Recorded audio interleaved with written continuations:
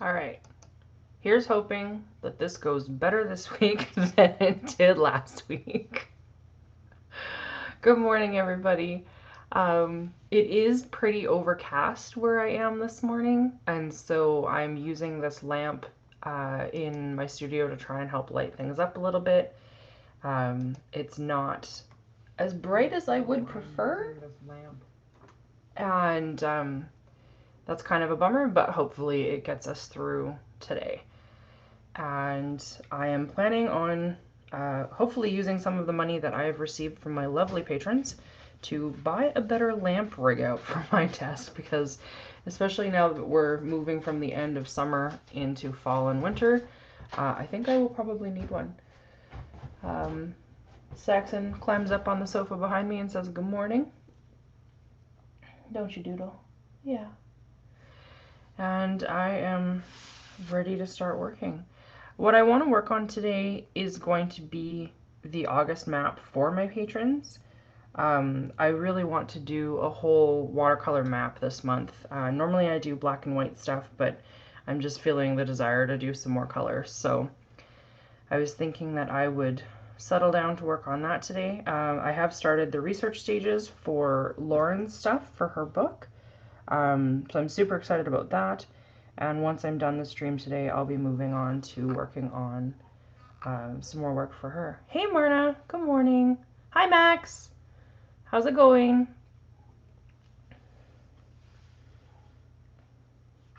So, what kind of landforms do I want here? Let's maybe pick a coastline.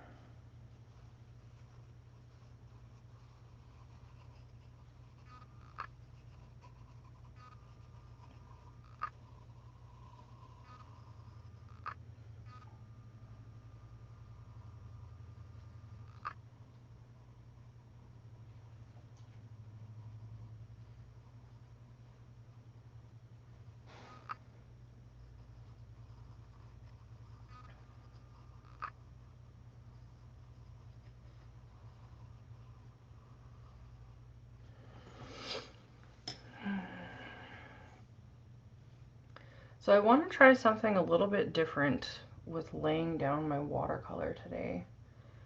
Where's my ratched up brush? Origami sounds good.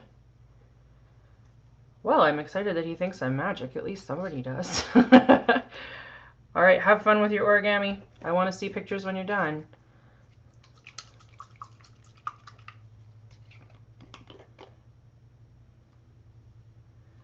Guys, I'm just about done this bottle of masking fluid.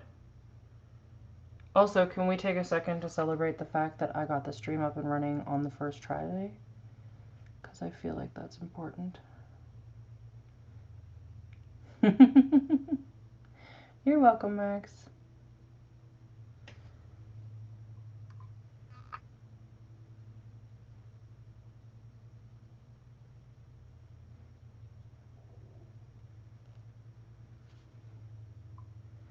So what I think I want to do this time is, instead of masking off the entire landmass, because there's only one area of coastline, I think I just want to try and mask off the coastline somewhat deeply, and then just be a little more precise with how I'm laying things down. We will see if it does a similar job.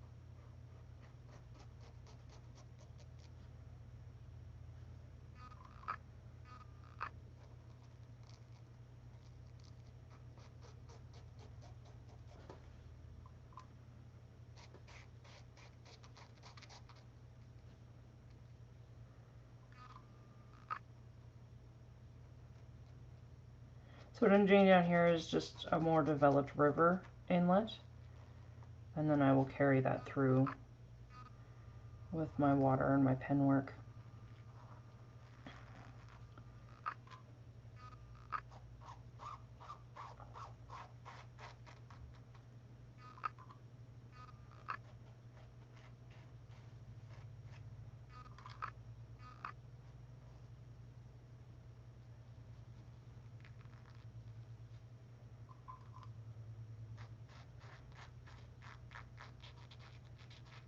I don't know if you guys can hear the rubber of the brush.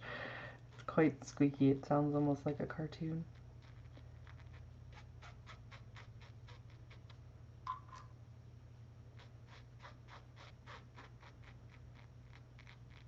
So we have Dave to thank for the stream this morning, because I sincerely thought today was Friday. I do not know why my brain was so convinced it was Friday. And I was chatting with him briefly while I was having breakfast this morning, and he was like, I was like, oh, are you ready for game tonight? Well, I guess it'll be Saturday morning his time. And he's like, you mean tomorrow? And I was like, what do you mean? He's like, it's Thursday, babe. And I was like, oh, I guess it is. So much gratitude to him for knowing what day of the week I live on, despite the fact that he's on a different continent right now. I know I complain about him sometimes, usually not on the stream, but really, he looks out for me like nobody else I know. He's a good people.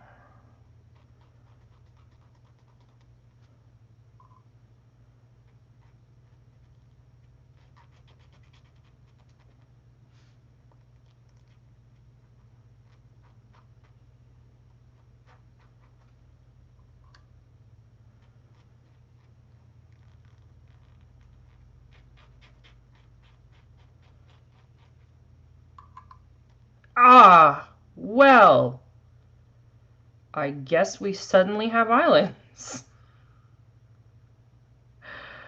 Okay, that was unexpected.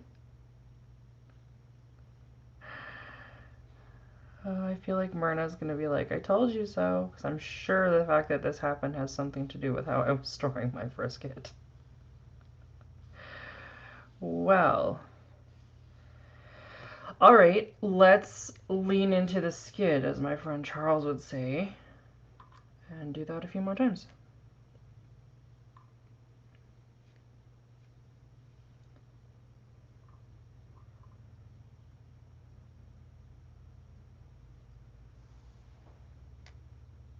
That's going to look a little two-directional, but I can peel that up again, that's fine.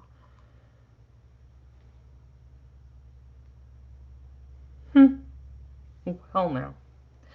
Guess we're going to have to let that dry for a couple of minutes.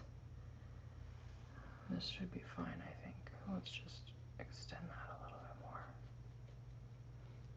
I think that would make me feel better.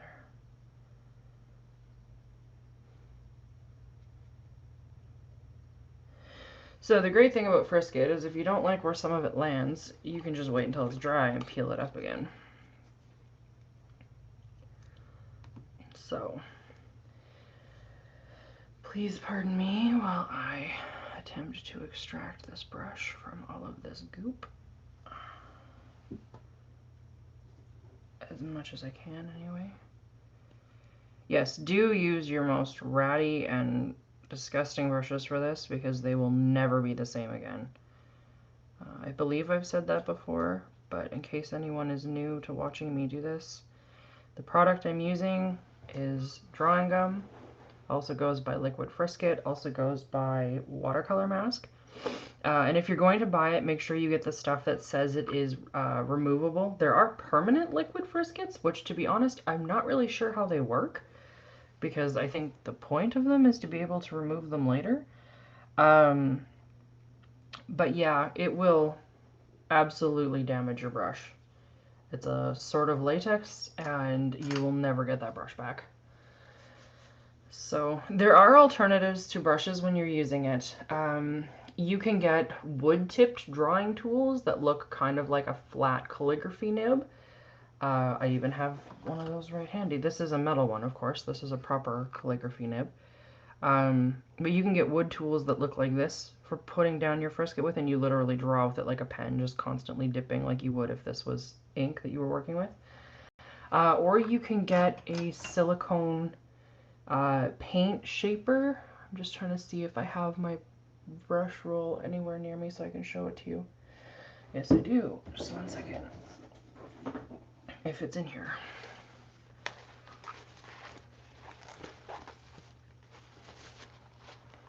Don't set it on the wet stuff, Shay. It's not in here. Okay, that's a bummer, because that means I actually don't know where it is. It's like this. So this is one. It's just a silicone head. It's very flexible, very bendy. And you can use it to push media around on whatever surface you're using. I use this one primarily with acrylic paint or for putting down things like gesso or clear acrylic media when I'm layering paper into stuff that I'm working on. The one that I have that I use for frisket looks almost more like a round brush. It's got a smaller nib by far. Just gives me more precision. And they're available in like a whole variety of shapes. So there's really like unlimited goodness in terms of finding what you want to use. Hi, Saxon. You're being a noisy Parker today. I know, you don't like it when I play on the camera, but that's too bad. You're gonna have to wait. Speaking of waiting, how much of this can we peel up? Hi, baby.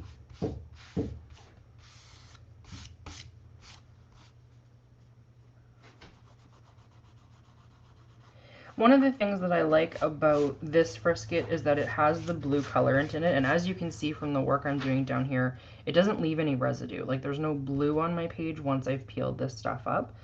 I have other friskets that I work with that are like more clear or like more white, and I find they're also perfectly easy to see. I have another one that's more yellow. But I like the blue because it's very, very obvious. This is the one that I have that's more yellow. You can see the colorant on the bottom there where it's settled. The blue is very, very obvious as to where I've covered and where I haven't, which helps me out a lot for just knowing if I've covered all the areas that I want to cover.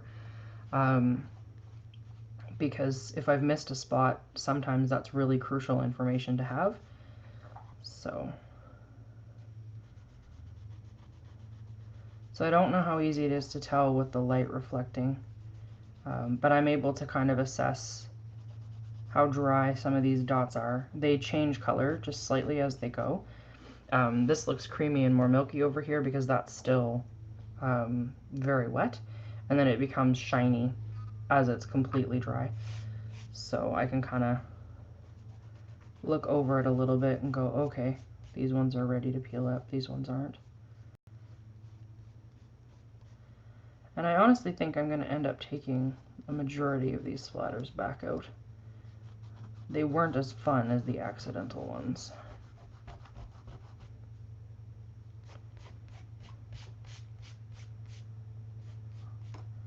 We'll leave these guys though. I think these guys are pretty cool. Happy accidents, right? Oh, Bob Ross, the things you taught us.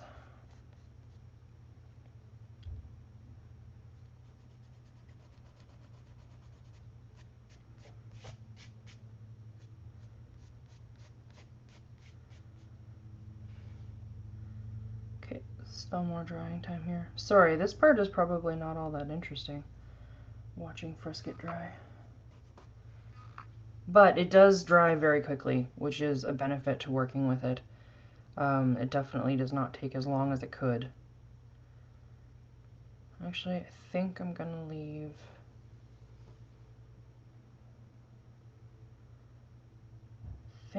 those there, and then I'll just detail them in with the brush when I do the water wash. These ones, of course, are completely extraneous, but they're still very, very wet, so I will take them out. Or I could turn them into lakes. I could.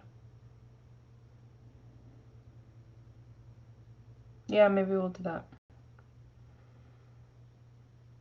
Sometimes you just gotta work with what you got.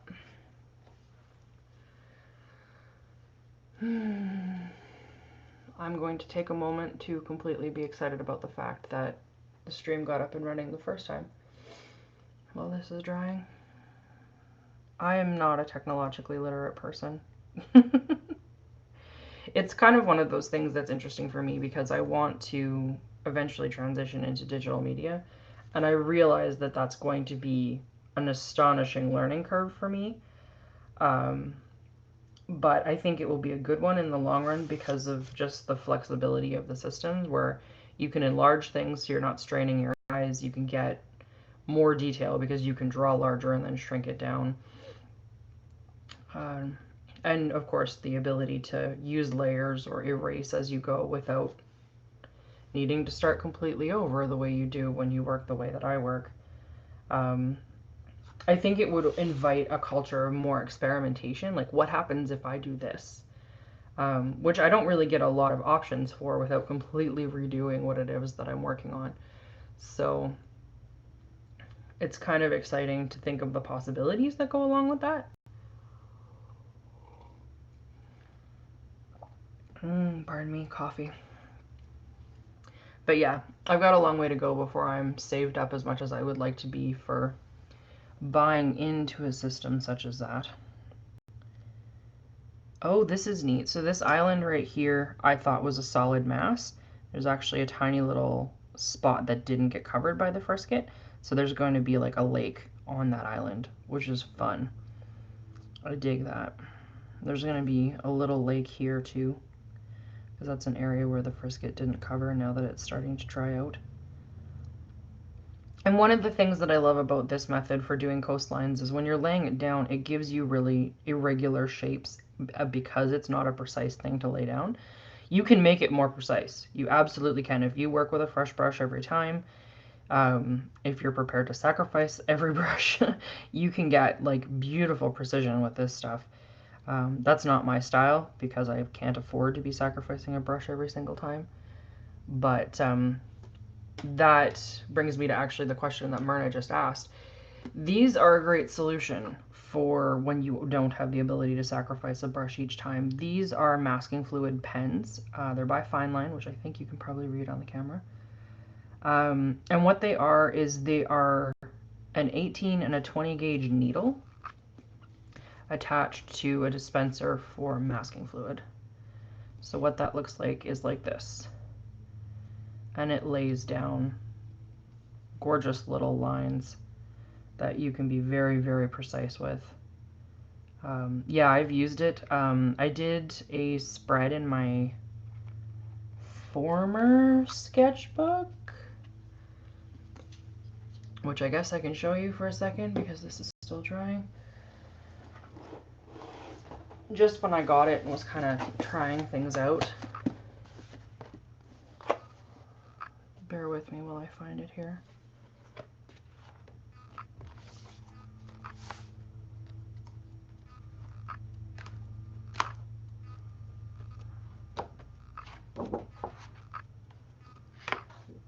My pages are kind of sticking together. That's no good. It's gotta be closer to the back.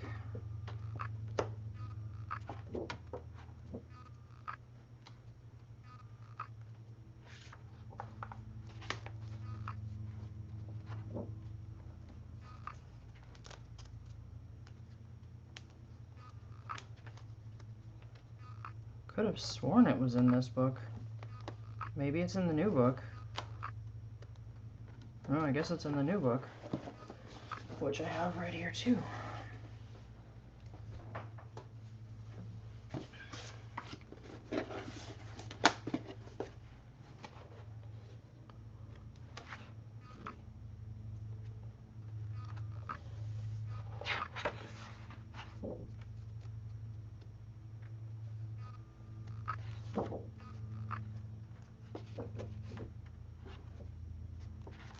There it is. Okay. So all of what you perceive as white lines in this piece were done with those masking tip pens. And I absolutely love the effect that they give. Particularly like this particular section where I'm dealing with water shapes. Like it just, when you combine them with watercolors, gives you so many options for selectively flooding tiny spaces. It gives you just the ability to do incredible shade variation. And this was playing with all of the new watercolors that Amy sent my way, which was just the most incredible gift. But yeah, being able to mask it out is really cool. I personally really love the effect of having like a strong white line, which is just so rare to have when you're doing analog media, because most white pens never give you that true untouched kind of feeling. But you can also then go through with another color and color that in, which gives you like a nice sharp relief for that kind of thing. So I was thinking about using it to do like fields, which I thought would be really fun, like waterfalls, just kind of experimenting with what I could get out of it kind of thing. I think that's the only place I used them in this book.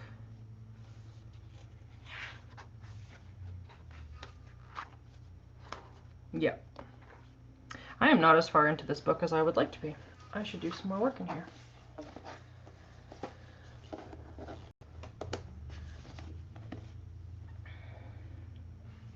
Alright, I think we're dry. Just about. That's good. I can start up on the top. Alright, what color do we want for our water this time around? Water. So I really love using liquid watercolors for my water. It just gives such a gorgeous, smooth finish, like with the heavy saturation. So what I typically do is, I still have a lot of blue on this brush from previous painting because I was really lazy and did not wash it out, which is bad brush hygiene. Don't be like me. What I'm doing is just laying in a whole bunch of water so that I can create an easier wet wash.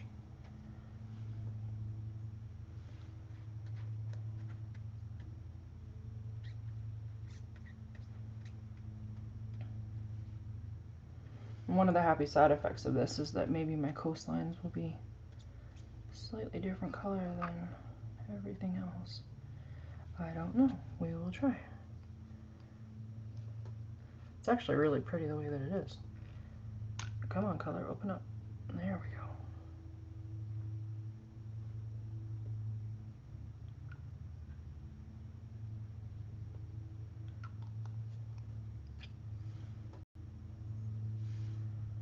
Yeah, a heat gun totally would speed up the drying process, Myrna. I just don't have one.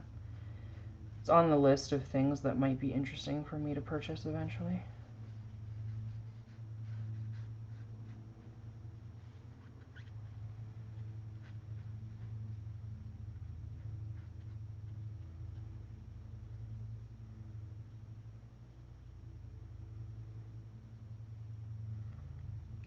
I've seen some really incredible uses of heat guns. I'm going to say her last name wrong. Josie Wire on Instagram uses heat guns to incredible effect.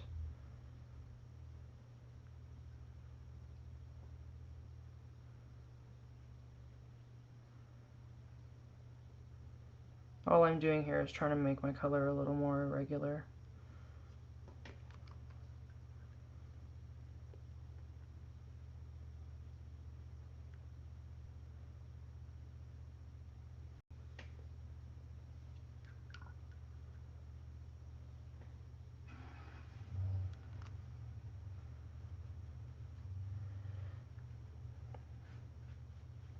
So what I'd like to do at this stage is kind of lay down my initial washes and then let them dry, and then decide if I'm going to go back into them later to change it up, add more color, whatever it is that I want to do.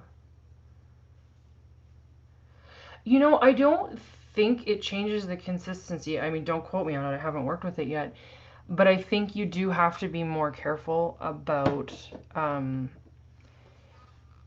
being all over while you're working with it instead of focusing on one area before the other. Because my assumption is if you have any kind of pooling like what I've got up here along these edges, that's going to dry slower. So you're probably going to get spidering and feathering, which for most people probably isn't a desirable situation. Um, for me, it might be. I don't know. So that would be my only real concern about that, is just the uneven drying time. But I mean, I could be completely wrong about that. I literally have no idea. So if you want to go and like do a test and report back though, I would be super grateful to you for that. I think that would be great. Because I would rather not go spend the money on a piece of gear that's not actually going to do what I want it to do, if that makes any sense. Just trying to get most of the water out of my brush here. I have to say, this brush has been one of my favorite investments in the last year. I think it was 20 bucks. It's a synthetic. I like synthetics for working with watercolor just because you can tell how clean they are. Although I have a couple of sables now that I really do love how they feel. But doing washes with this is just a dream compared to doing them with a smaller brush. They're way less frustrating in this way.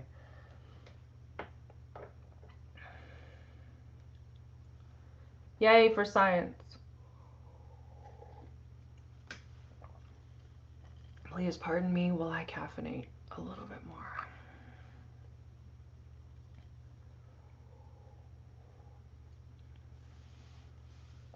So maybe using the superfine pointy things, we will add a little bit of detail to these accidental lakes that are going on down here. Make them more lake-like.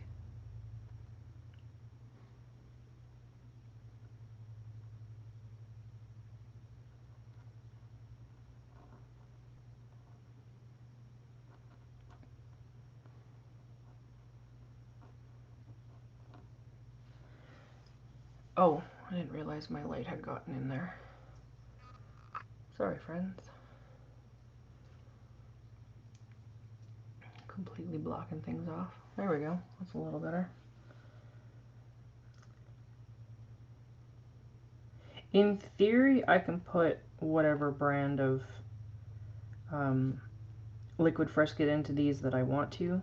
And it might be nice for me to have the blue Frisket in them just for when I'm doing live streams, that you guys can have a better view of what I'm working on.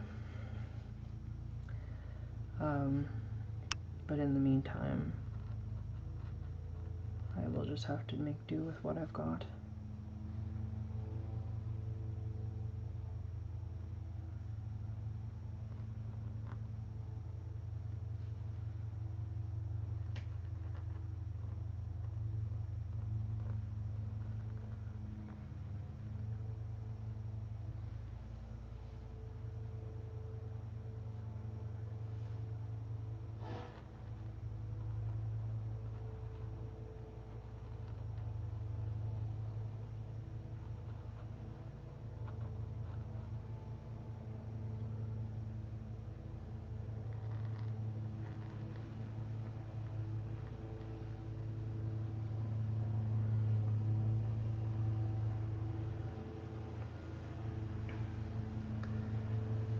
I hope that that lawnmower is not too loud.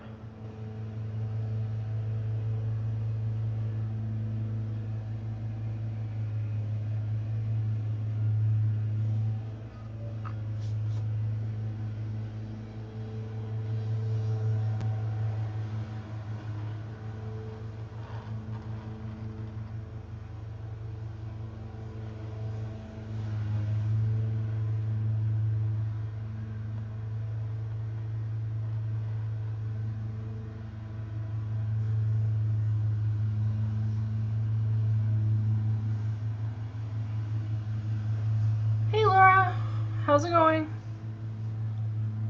Glad you could make it.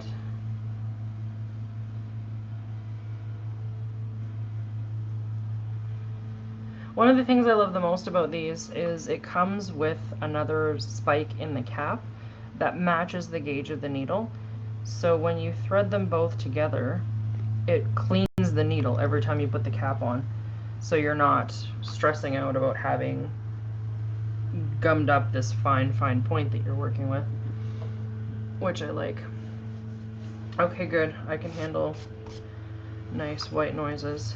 It's been raining so much here lately that whenever we get a day that's dry enough to mow lawns, it has been like a symphony of lawnmowers. It is completely unavoidable. I'm glad that you're doing well. That's exciting.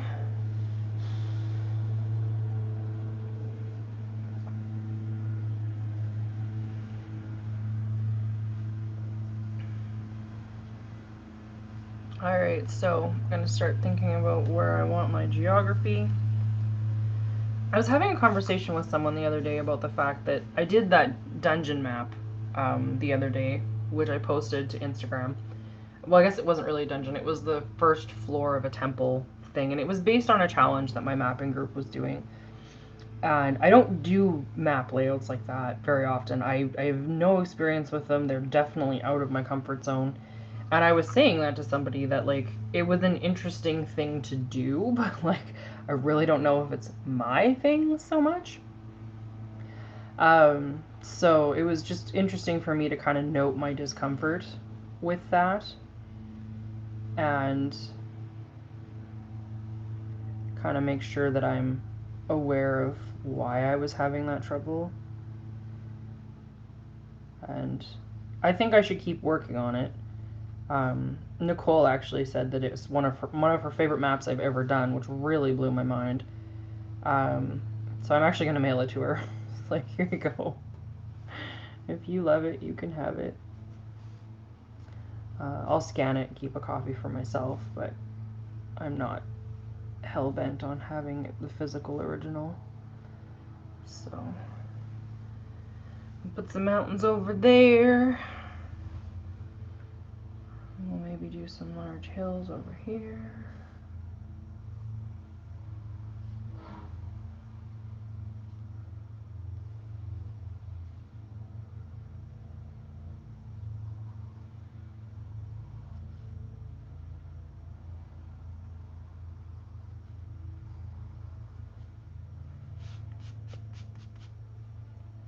I'm thinking more like plains over there, some foresty things. That's really precise, foresty things. I've decided I need to actually like break down and buy myself some of the larger microns. Because my current largest micron is a 0.1. I feel like I need like a 0.3 or possibly even a 0.5. Might be handy for me.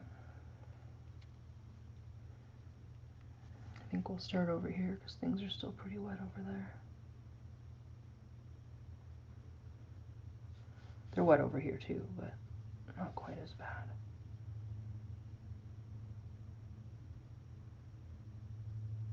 Ooh, the tip on this pen is not happy. What's going on with you, my friend? John, hey! Welcome and good morning. Oh, Myrna, you are going to take the camera. See, I think that's smart. I really, really do. I'm hoping that you take amazing photos and then I will draw things from them like I sometimes do with Brian's pictures of the Netherlands. I love it when he goes on walks. He goes walking in the most fascinating places and then I get to draw things.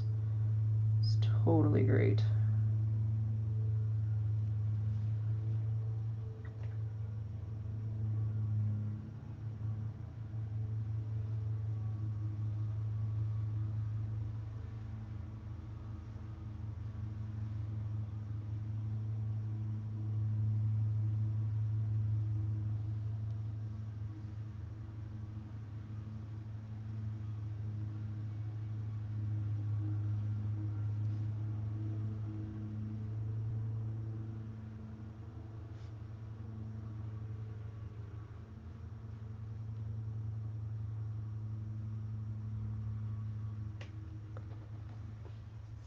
When do you leave, Myrna? It's got to be in like the next couple days, isn't it?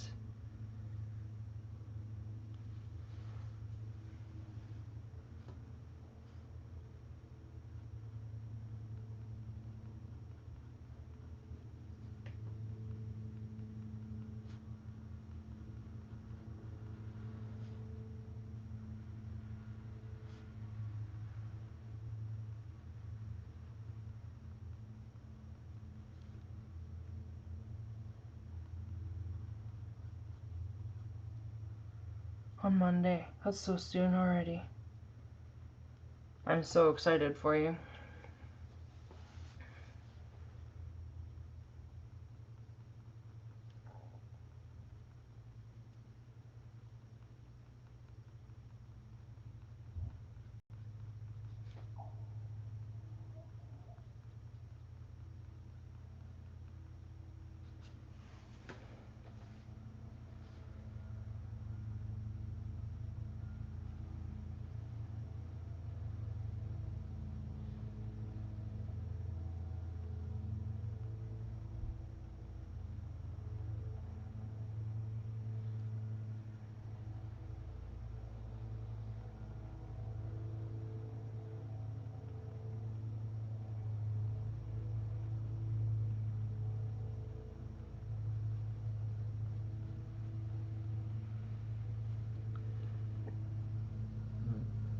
I thought you had decided on your supplies, Myrna. I thought you were just gonna go like basic black ink and all of that. Did you change your mind?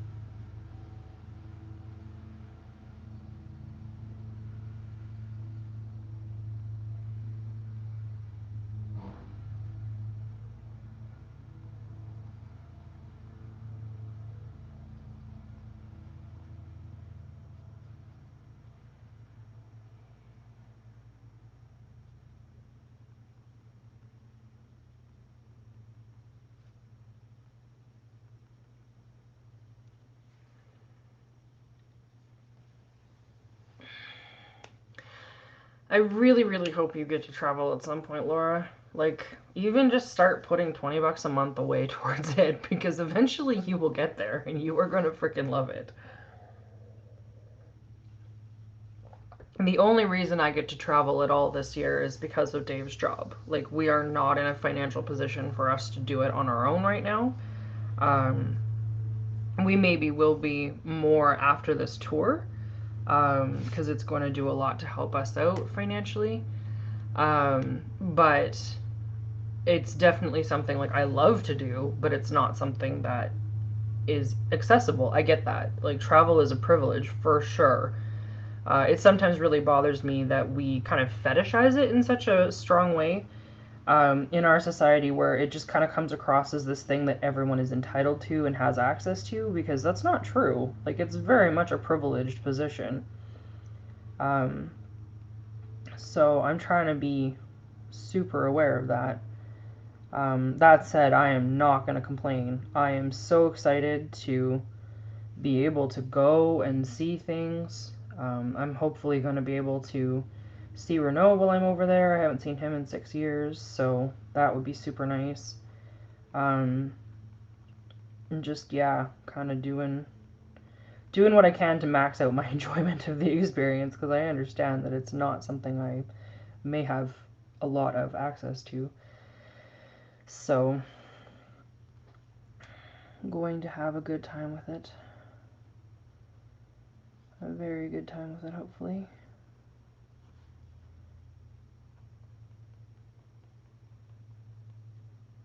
We found out that I can't go and stay with Dave in Riga uh, as one of the trips that the Army pays the flights for, because I guess that they have a policy about not paying for spouses to come to deployment zones, which makes sense because in most cases you're deploying somewhere like Afghanistan or Iraq where there's significant risks to bringing your spouse into that area. But with the NATO mission in Latvia, there are none of those concerns in terms of like harm. So people are having their spouses come out and stay, but they're having to cover the cost of their own flights. And that might be worth it for us. I'm not totally sure yet.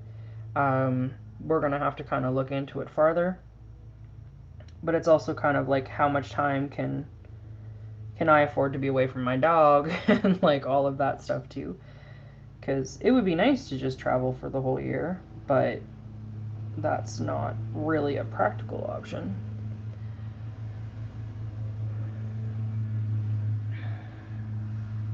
Doubting yourself about your supplies, Myrna. I get that. I have a lot of FOMO when it comes to making art. That's partly why I think I started working in watercolor, to be honest with you, because it's just so damn portable. Like, I can take my little palette of colors, and this is the big one. I used to work out of one that was just 17 pans, and I can mix almost anything I want from this. So it's better than having to carry a pack of pens or whatever. But I'm excited that you're taking the camera. It's not like you spend a lot of time doing photography. So I think it's going to be really cool to see you kind of step into that a little bit while you're gone, if that's something that you choose to do. And yeah, I mean, you got to be conservative about your space because they will charge you for every freaking thing on airlines now. It's kind of staggering. Yeah, Laura, it's been 6 years, and he came here last time. Like, we unofficially have a policy of we try to alternate who comes to which side, just so that it's not one or the other of us constantly footing the bill for the airfare. So he was here 2012, I want to say? Or maybe it was 2013. I'd have to go and look at my photos on Facebook, honestly, in order to know. Because I took him to Jasper, so there were all kinds of photos. But I have not been in a financial position to go. So I'm hoping to remedy the lack while I am there this time. Because really, once you pay for the transatlantic flight, everything else is very manageable.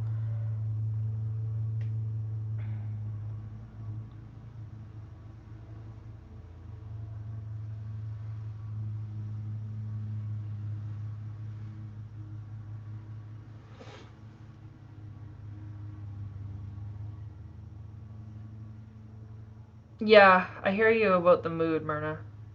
I get like that too. Surface patterns. Surface patterns, what do you mean by that? You're right, Max was around. You are completely right, because I have a picture of you and I in front of Delta with Max. He was just a nugget. Super tiny.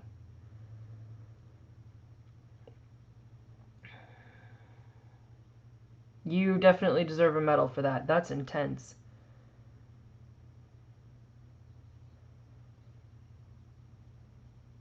What size is the suitcase? I'm sorry, morbidly curious, because I'm gonna have to figure out how to pack for myself when I go. Plus, I have to buy luggage. That's like such a grown-up thing, right? I've never owned my own luggage. I have always borrowed.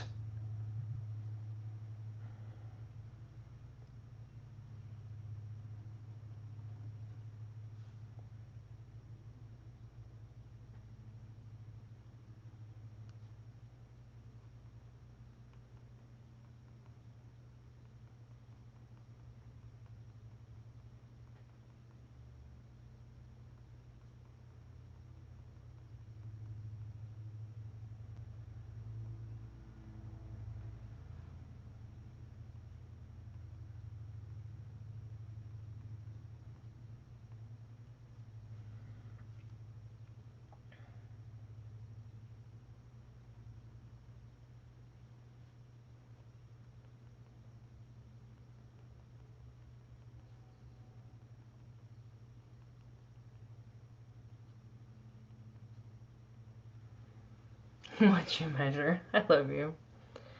Pages of full-on geometrics. I love your geometric stuff.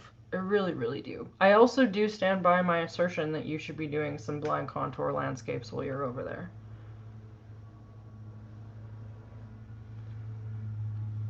I've heard that roll-up thing, Laura. I've never tried doing it. I wonder why it makes a difference. I'm curious about that. The other thing is vacuum bags. Kim got me onto that. But like, you still have to watch for weight at that point because they get really heavy. Because you're like, oh, I have all this room. I'll pack more things. And it's like, wait a second. Wait a second.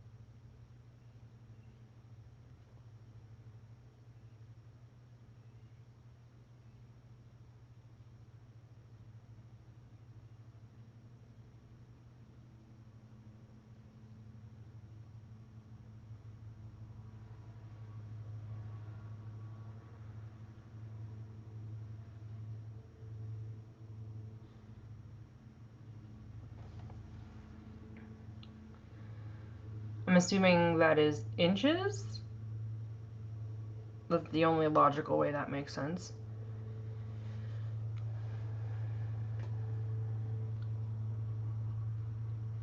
Also, can someone please confirm that what you're seeing on the screen is in focus? Because it does not look like it's in focus when I look up at the screen. I would hate to think I've been broadcasting fuzzy this whole time.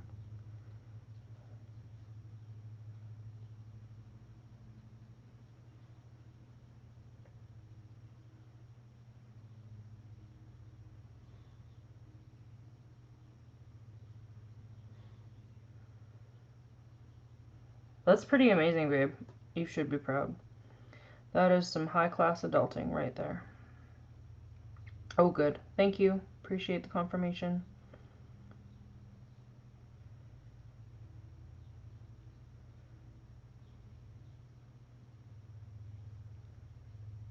Oh, hey, there's a thought. I wonder what happens if I just draw lines over the frisket. I've never done this before. Let's find out.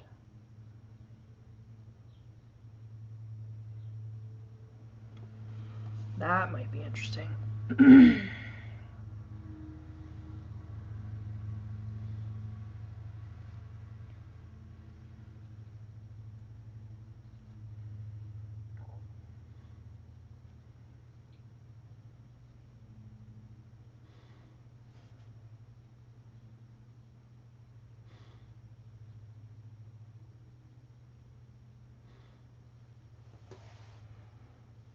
Crisp like northern chicken. That is delicious.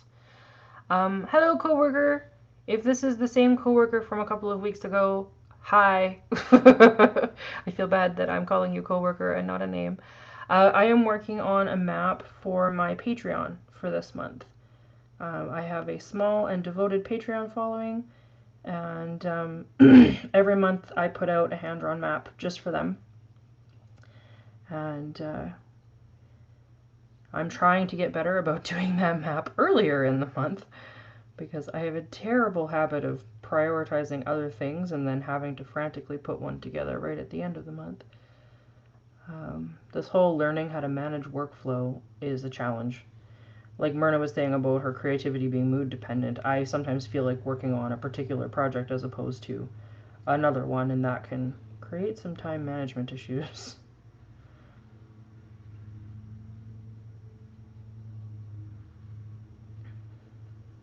And then once I'm done streaming for today, I'm doing some more work, beginner prep work for the stuff I'm doing for Lauren's book. So that's going to be my big project for August, is I've got 2 maps for her that are due the end of August. So just wanting to make sure that I'm doing all of the necessary work for that too.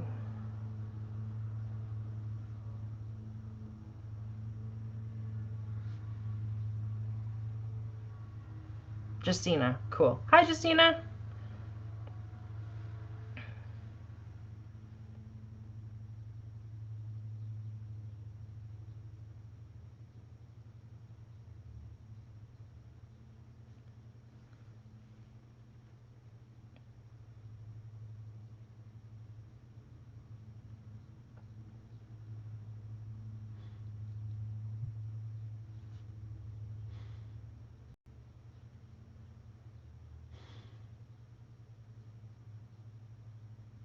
I don't know if you guys can hear Saxon, but he's having dog dreams under my desk right now. So cute.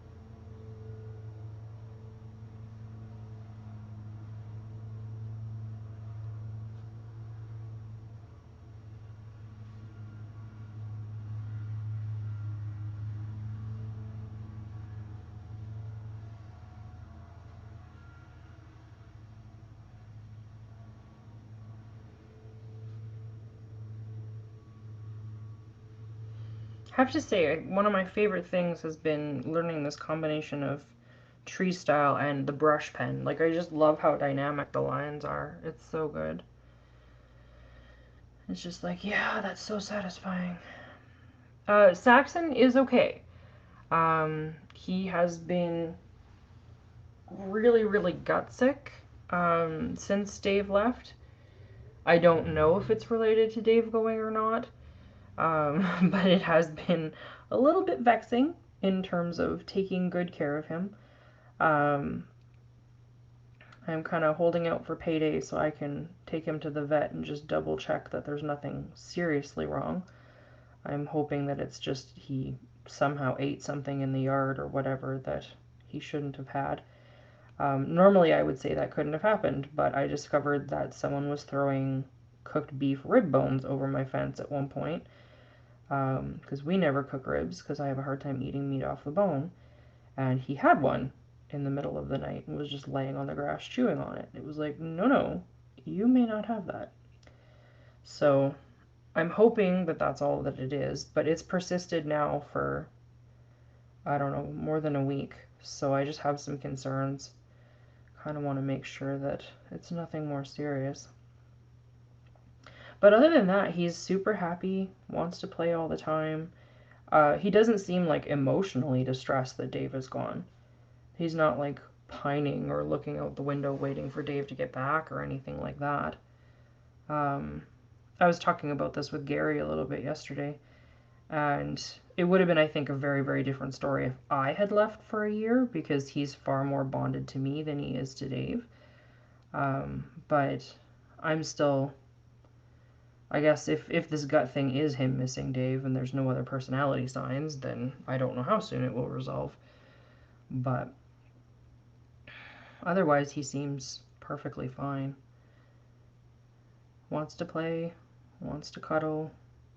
He's being pretty stubborn about coming in from outside because I've been leaving the back door open for him on days when it's not raining too hard or at all. Just that he can get outside in a hurry if he needs to. And now he's just gotten used to having free access to the yard whenever he wants.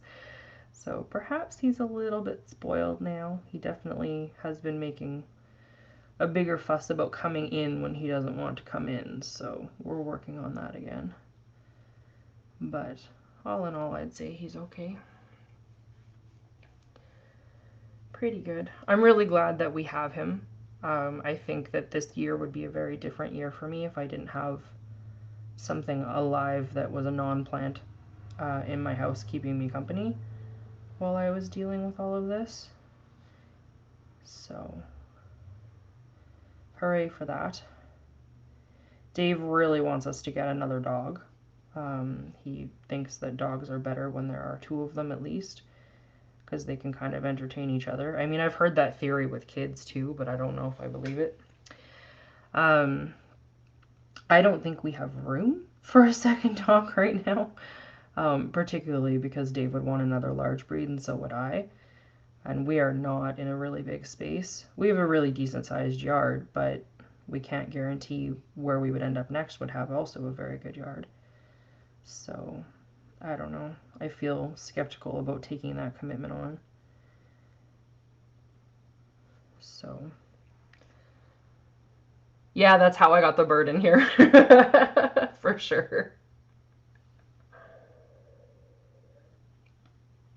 I didn't even realize it was in here. I was up here in my office working away, had my music on, was just like in the groove.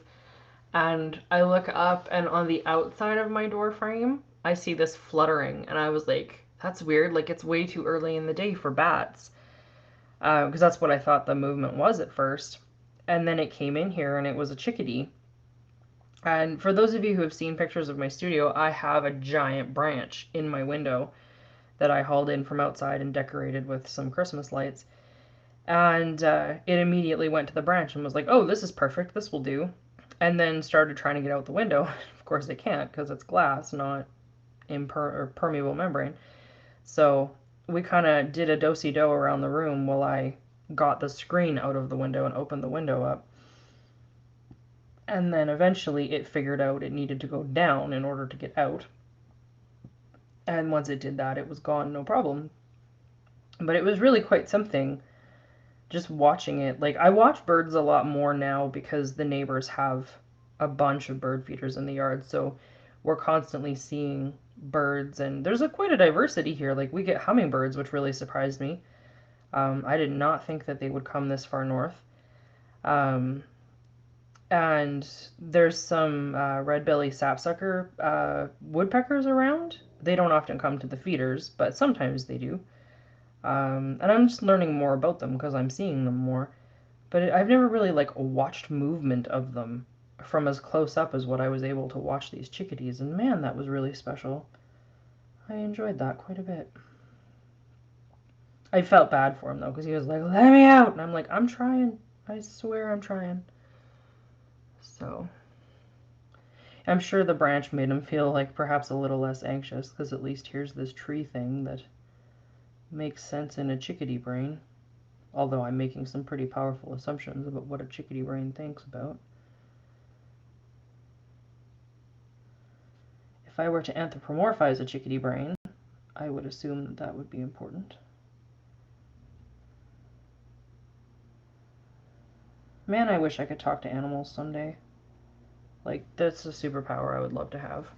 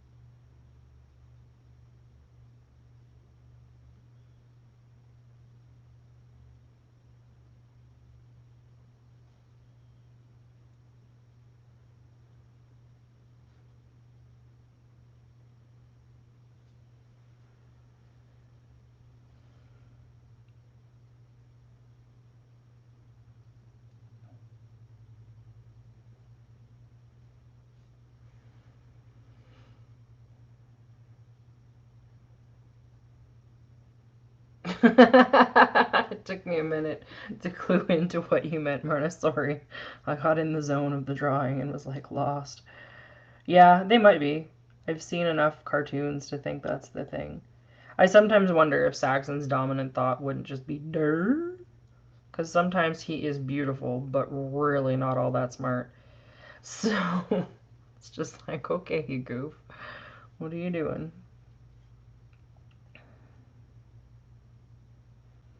I'm really glad that he decided to just chill out and lay under my desk because he has been so, like, elevated in his energy the last little while that sometimes it's hard for me to work because he's like, but I want to play right now. I'm having to train him to not put his toys up on my desk because he wants to do that. Like, he wants to put it front and center in my attention so that I will play with him. But when he does that, there's a chance he's going to put this slimy, goobery thing on something I'm working on, and oof, I don't like that idea. Sorry, I need to restart your map due to dog slobber. Like, it's as close to the freelancers the dog ate my homework as I think I'm ever going to get. Because he's definitely not allowed in here unsupervised. That is not a thing.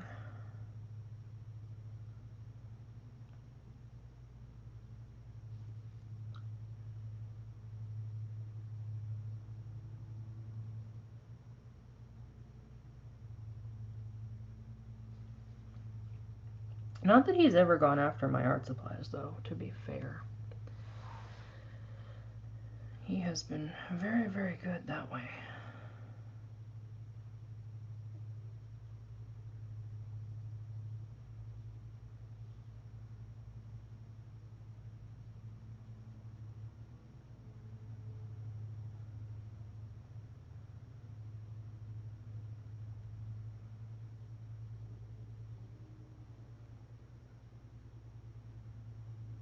Alright, friends, moment of truth. Let's see what happens when I take away this river. Oh, not up there. That's smudgy. I'm gonna grab my pickup. I should not do this with my finger. Come here. Alright, let's try. Do, do, do. Do, do, do. Oh, that's fun. Yeah!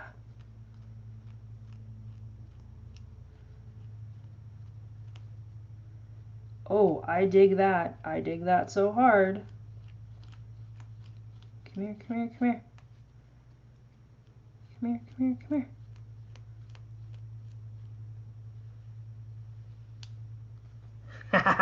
here. That is sweet.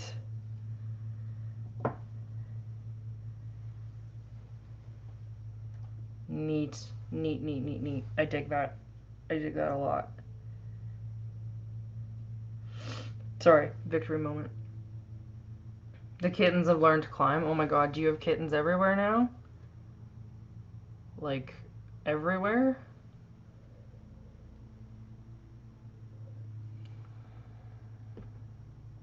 Are you keeping them all? I don't think I've asked you that yet.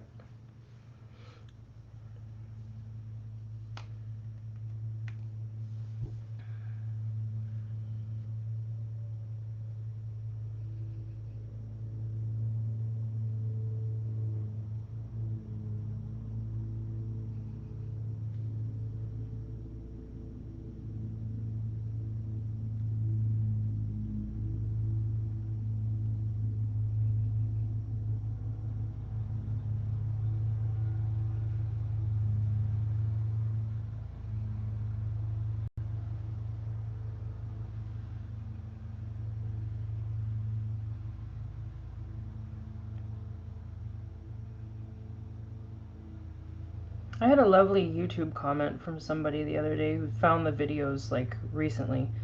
And was just like, it's so nice to be able to hang out with you even though you're not technically here anymore. I just put them on and I listen to you while I work. And I was like, do you know how perfect that is? Like, that was what I had intended this whole thing to be. Was people just chilling out while they did their own work. I like that plan. I like it a lot.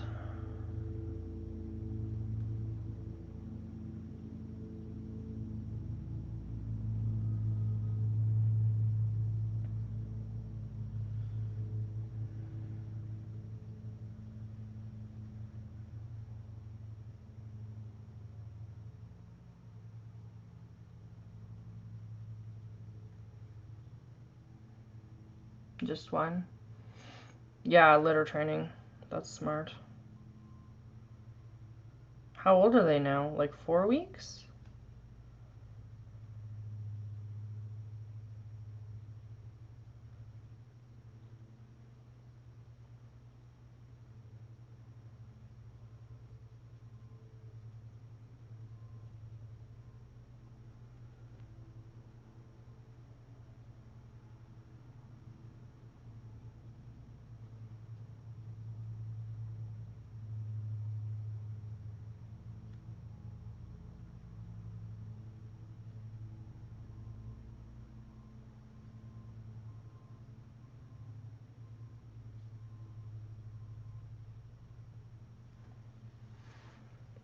Seven weeks. Oh my goodness. How has it been 7 weeks already?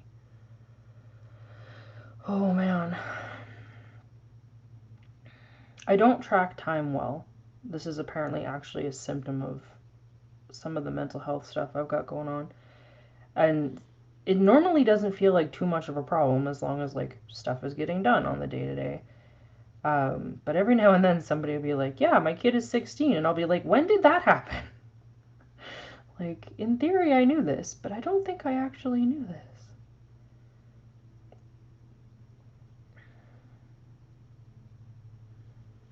I am having to be, like, really good about writing notes to myself and scheduling stuff in my Google Calendar and stuff with Dave gone, because he's kind of my external PDA.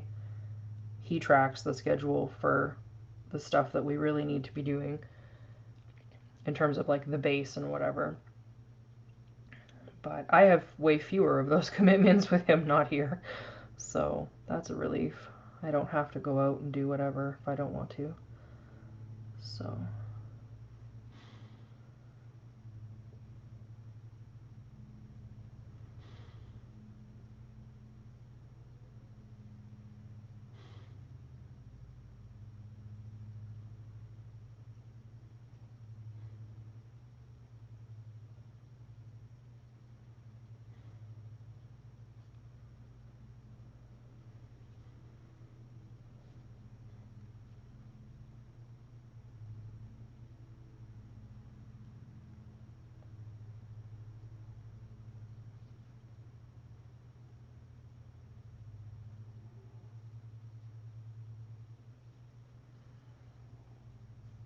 I know your kid is 16, and it, like, he's one of the ones that makes me doubt my grip on time.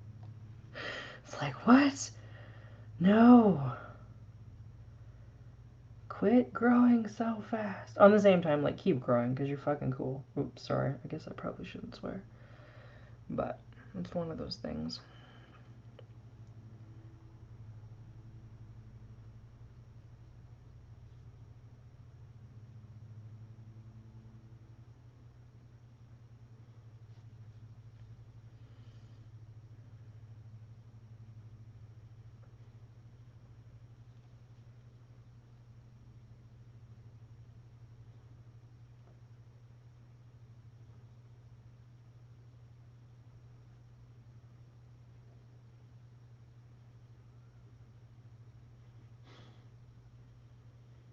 Renault's son is probably,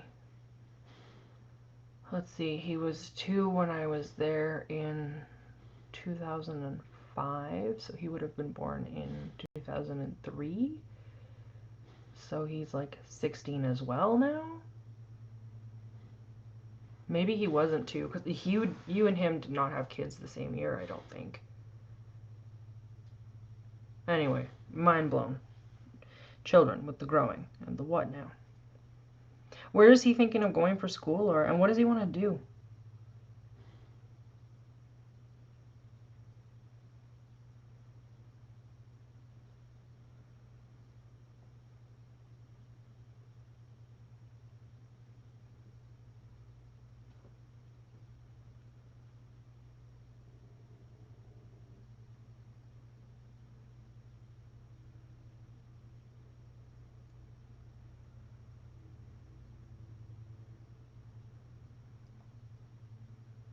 I don't understand how Max got that old either.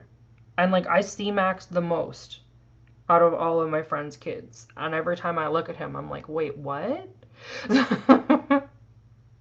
I love him even more, though, the more he gets older. It's just, he's such a great blend of you and Eric. Carpentry, cool. Cool, cool, cool. Well, if he comes up to Nate, I will drop him off care packages of food periodically. Make sure he's not dying. I can be a surrogate aunt or something. Definitely not a surrogate mom. I am not equipped for that.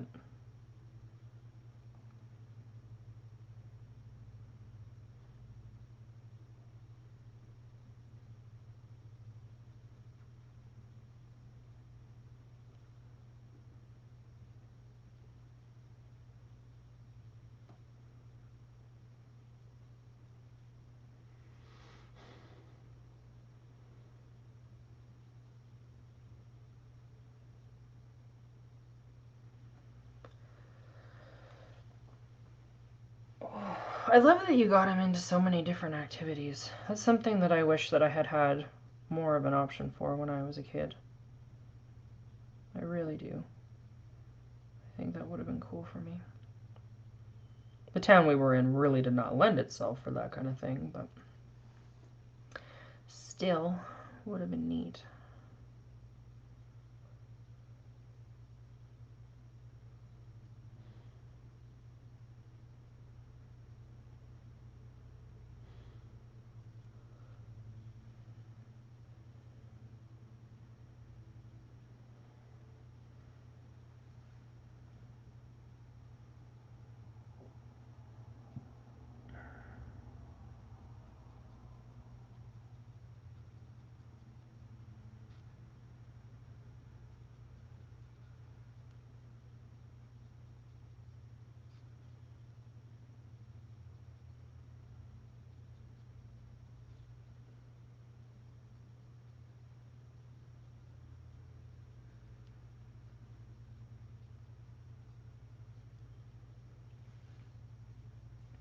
No, it really didn't. There is something to be said for just the ability of having people in aggregate to pursue things, particularly the arts. Like, you just get a higher percentage of people who are able to volunteer or have extra funds to support those kinds of things. And the community building possibilities are far better when you're in larger centers.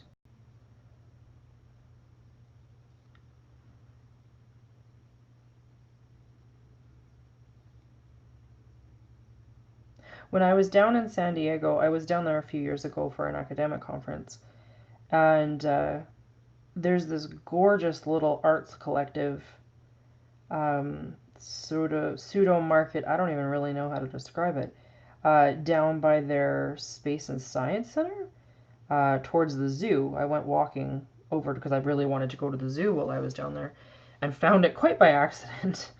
And it's this like open courtyard surrounded by, I forget how many tiny little cob houses, and like maybe 20, 25, maybe 50, I don't know. It wasn't very many. Like, it didn't feel like a huge space. But each one was full of the workshop of a different craftsman doing different things. So like one, there was a jeweler's shop, and next door there was like a stonemason, like a person who did like lapidary work and just general stone polishing and stuff. There were potters, there were weavers. Like, it was just the coolest little space to be in. And I have such an intense love of that kind of thing, um, that I just honestly spent time there going, oh, wouldn't this be so nice to have at home? I took a bunch of pictures. It made me really, really happy. Hi, Goomba. Are you getting up? Are you just changing spots? You gonna go on the couch?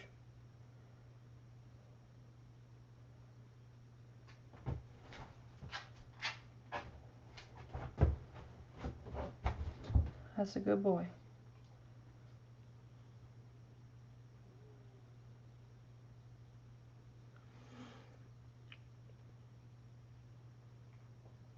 Well, I mean, that's the thing. Like, small towns, it gets to be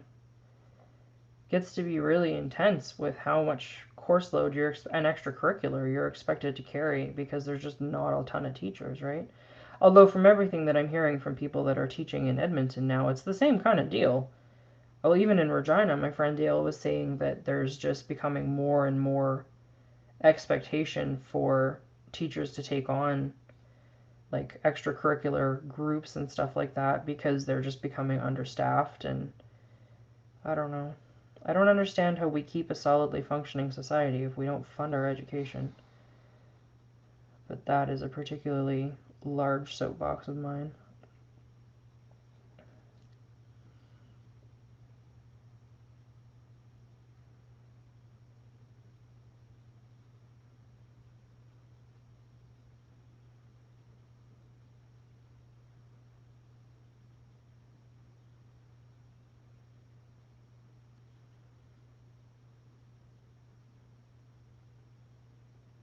Yeah.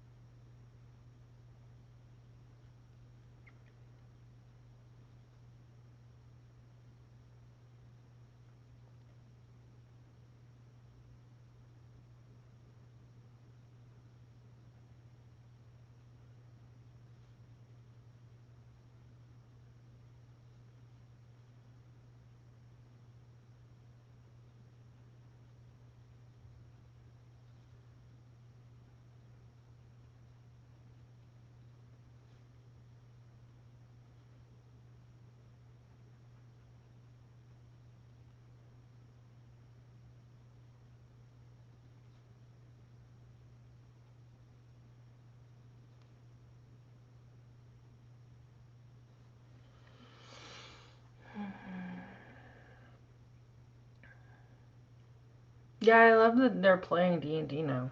Not gonna lie. But I'm also pretty passionate about that game. Especially for younger players. I think it teaches so many excellent skills. I think that there are people that I grew up with who would have definitely benefited from having those kinds of collaborative and cooperative experiences more as a child in a way that was non-threatening, where it was, everybody on the same level, kind of doing their own thing, but together as a group. I think also like playing role playing games with people gives you a whole other insight into them as people. Um, I think I know the friends that I game with in some cases better than some of my more casual friends that I don't. Just because you kind of get to see what that person aspires to be when they're trying to be their best selves, because most people are trying to role play their best selves. Um, but even when they're trying to role play like their worst selves, you still see certain ideas about how they conceptualize the world and how they think about solutions for particular problems. And I like that. Like, I feel like that just gives you such a powerful amount of insight into them as people. And I've always been fascinated with that kind of stuff. Like, that was why I went into anthropology and then into religious studies for my MA. I am completely fascinated by the way people think and how they come to their conclusions and how those conclusions kind of reinforce other conclusions that they may have. It's just, humans are amazing. Like, we're wonderful and terrifying, and yep, I don't think I will ever not be fascinated by humans. I think that is going to be a lifelong kind of thing.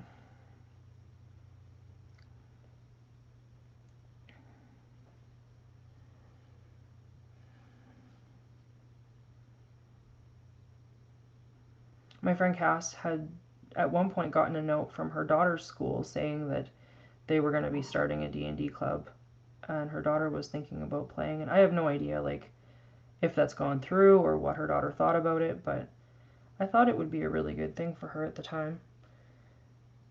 I thought it would be good for how I understand her brain to kind of process the world and confidence building and all of those kinds of things. I don't know her daughter very well, but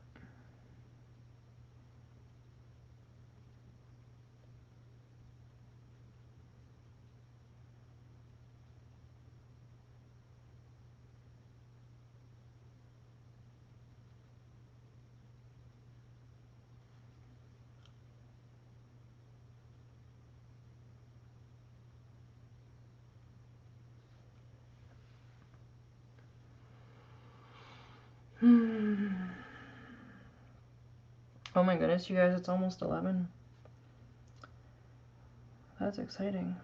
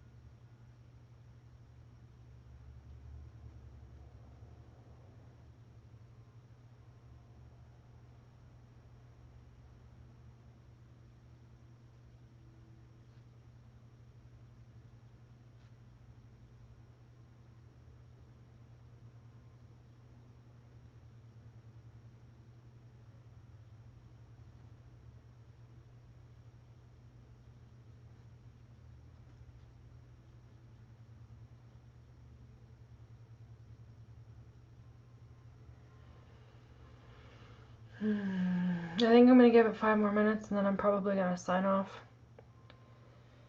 and get myself some breakfast because I did not do that this morning.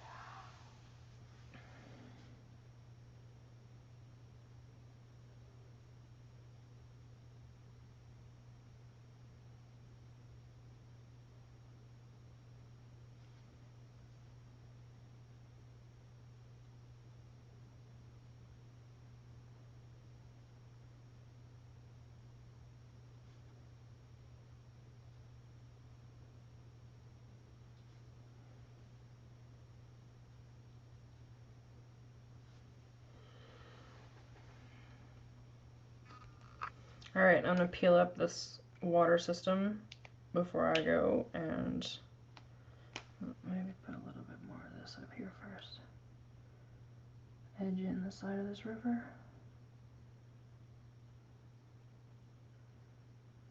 See if the lakes reveal the way that I think they might.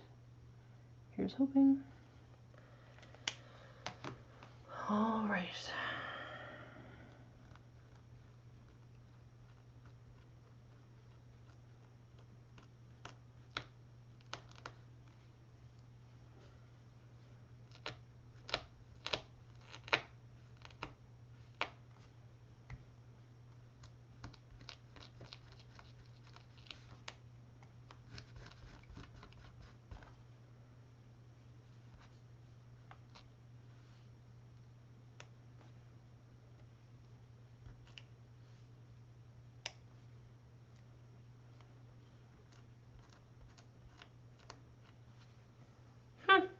Interesting. I don't know if I like that for lakes as much as I like it for the rivers. But now we know. So that's cool. I think I'll have to like draw the lakes in maybe.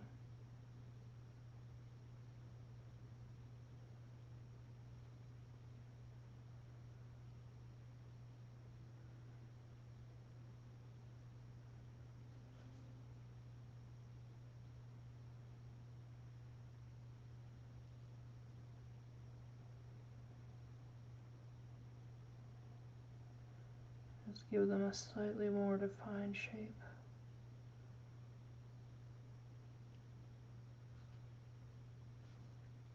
This one got lost completely because I didn't do anything to define the top side. So we're just going to take it out.